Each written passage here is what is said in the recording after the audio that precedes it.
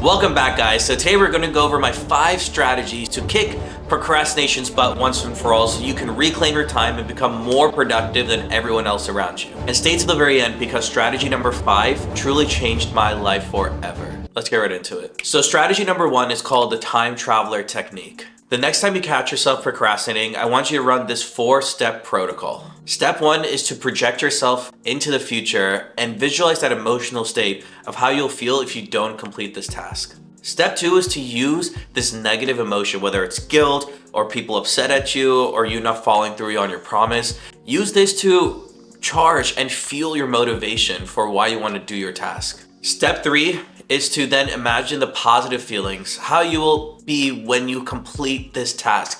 Sit in there and really feel when you finish it, how will it feel? What will you do? What's the first thing you're gonna tell someone? And I want you to sit in that moment for a second. And step 4 is to now use these emotions, the negative emotions for not doing the task and the positive emotions for how you'll feel when you complete it, to be the driving force behind you completing the work at hand. The time traveler technique uses something called neuro-linguistic programming in order to get you to act. NLP for short is what Tony Robbins, Jay Shetty, Oprah Winfrey, and myself included are all certified in, but it's understanding neuroscience and the way we speak in order to reprogram the brain. And we do that by doing emotional work. By understanding the emotional states you are in different situations, it makes you drive to act. Because humans, we aren't logical beings. We are emotional creatures. And when we can tap into that emotion, amazing things happen. So here's an example of how you can make this actionable. A few weeks ago, I had a massive presentation that I was totally dreading. I did not want to work on it. But instead of procrastinating, I used the time traveler technique. I thought to myself, how would it feel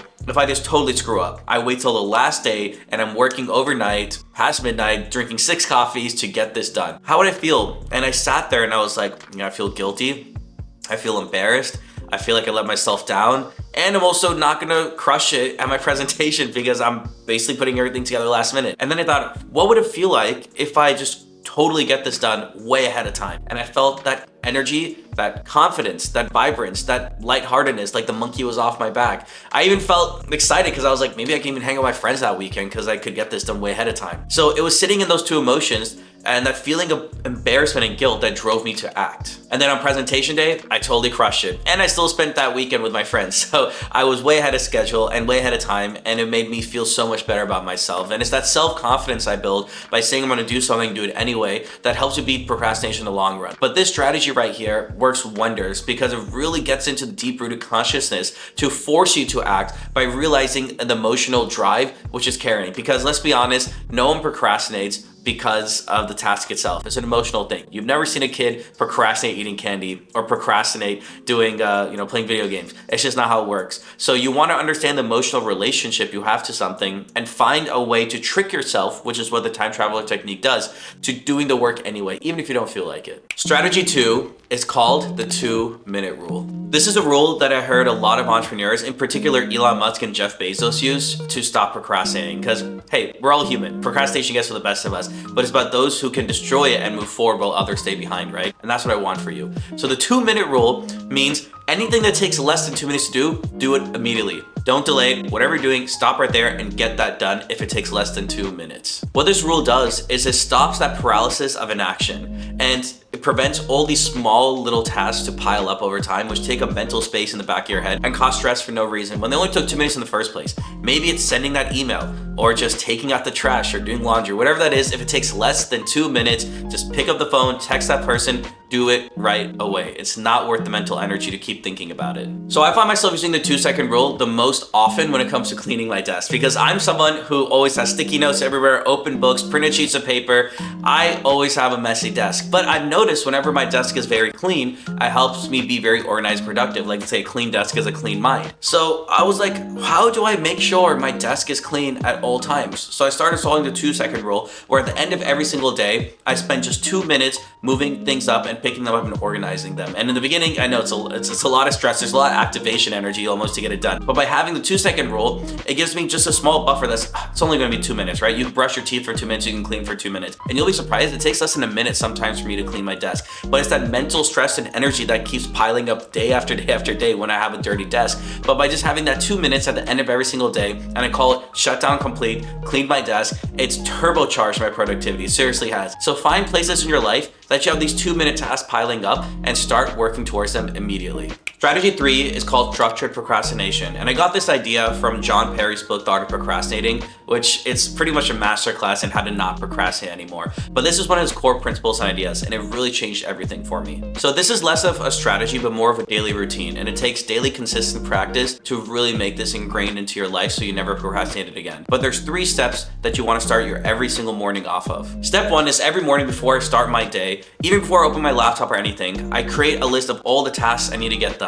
And I order them from most important to least. It's also a priority list for me, but by ordering them, first it gives me clarity on what I actually need to do that day, so I'm not just wasting time on TikTok. But 2, I start to see what are the big needle movers and what are the things I might be wasting my time on. Step 2 is the best part, and that is to embrace the fact you're probably going to procrastinate. And I love this message because it shows you're not the problem. Humans by very nature are designed to be lazy, to conserve as much energy as possible, so if one day we do get attacked by a saber-toothed tiger, we'll have enough energy to outrun them. Especially in a world driven by so much distractions and with Instagram and tools like this, it's impossible to not feel like procrastinating all the time. I mean, even 10,000 years ago, ancient Greeks had a term for this called akrasia, which is to act against one's better own judgment because we're doing one thing when we know we should be doing something else. Sounds familiar? But just because you and I like to procrastinate doesn't mean it should negatively impact our lives. So that's where step 3 comes in. Remember that original to-do list we made where we order tasks from most important to least? Well, we're gonna give ourselves space to procrastinate on the parts that are least important. It's using reverse psychology to get you to take action on the more important things.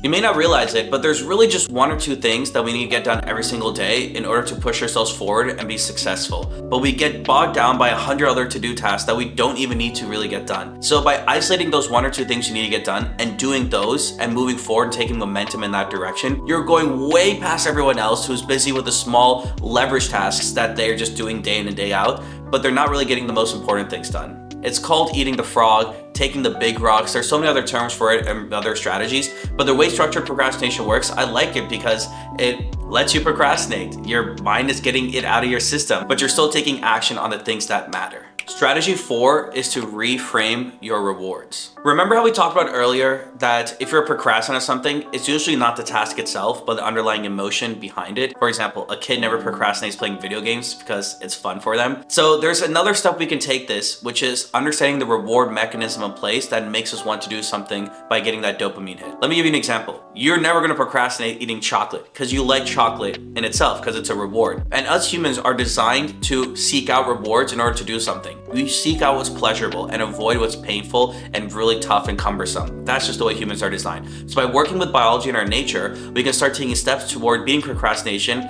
by using our own psyche's very game. So around the tasks that you really don't want to do, find rewards that motivate you so strongly. For example, let's say you are on a diet and you're not letting yourself eat ice cream. Well, you have this big project coming up and you need to get it done. Allow yourself ice cream by getting that project done. Let's say you've been avoiding the gym because you just hate running. Find a positive reward that helps you get to going to the gym. That could be anything for you. Once again, I'm thinking in terms of food because I love sweets and I'm a big dessert guy, but it could even mean playing video games or hanging out with your friends or listening to a song or whatever that is for you. Find and isolate the rewards in your life that really get you excited, that get you just pumped up and ready to do something, or that just make life more pleasurable for you, and attach those rewards at the end of unpleasurable activities to make those activities more pleasurable. So the underlying emotion you see is the reward, not the task itself. The task is just an obstacle to get to the reward, but us humans are great at tackling obstacles if it gets us to what we want. One of the ways I've done this to change the relationship that I use for weightlifting is eating candy right after I lift weights. I know it sounds childish, but some of the things we enjoyed the most as kids is what we enjoy now. We just have to really push it down because it's not acceptable by society. But it's not like I'm picking out eating a ton of candy. It's that every time I hit the weights and I hit a new PR, or I just push myself to the gym even when I don't feel like it, I let myself eat some candy. For me, that's usually Sour Patch Kids. I'm not gonna eat like a whole bag, but like I said, I have a couple of pieces. But it's that small thing. I know it's so small, but it gets me excited. Like I'll be working out and halfway through my workout, I'm like, bro, I can't wait to crush some Sour Patch Kids. Or even the day before, when I'm really not feeling like working out, I'll be like, if I just go, I'll get some Sour Patch Kids. So I've used that as such a strong reward mechanism for me that now I look forward to the gym because I know the reward after that's gonna be just as sweet. Strategy number 5, the last one on this list that changed my life forever, is Mel Robbins' 5-second rule. This is a rule that got put on my radar when I heard a lot of celebrities talking about them. But the 5-second rule is so simple, yet so powerful. And that is whenever you have an idea of something you want to do, you count down from 5, 4, 3, 2, 1, and then physically go act on it without giving yourself a second to think. What this does is it interrupts that procrastination cycle, that self-talk we have, which is like, oh, should we really do this? Do I really want to do this? Maybe if I find something else to do, maybe let me watch this YouTube video. It interrupts that pattern and immediately has you act because you don't give yourself an option not to act. You count down from 5, 4, 3, 2, 1. It's something that's installed within us when we're kids, because what do we do when our parents wanted to get off the sofa? They would count from 3, 2, 1. It's built in our DNA almost to command whatever that countdown is going to happen to follow through on it, because there's going to be some repercussion. I don't know why, but it just works. The ways I found myself using it is at least multiple times a day, especially every single morning when I wake up and I want to hit the snooze button. I'm tired, I wake up groggy in the morning, and I'm like, this covers feel so nice, I just want to keep sleeping.